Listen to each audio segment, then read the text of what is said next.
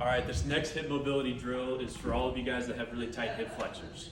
So when we have tight hip flexors, we not only want to mobilize into hip extension, but we want to develop some strength into that hip extension position as well. So Jasmine's going to take the band and she's going to step into it.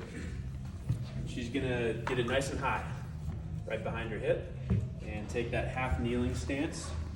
And from here, we're going to cue her to kind of squeeze her glute nice and tight. We're going to have her hold it for 5 to 10 seconds. Just trying to breathe throughout that time. And then she's going to relax. You can rep that.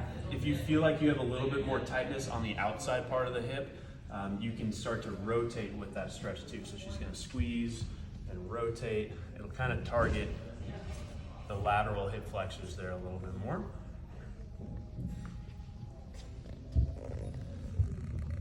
We're going to continue this for about a minute or so.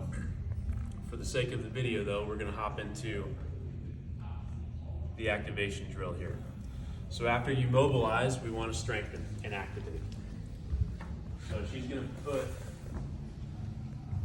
a nice heavy band up above both knees. Kind of cue the glutes to engage a little bit. And she's going to get just her shoulder blades on the bench for the box. And we're going to do a hip thrust. So she's going to be pushing out against the band, trying to activate the hip here. Push your hips up. So now we're working into that hip extension position. Pause and hold for 5, back down. Pause and hold for 5, back down.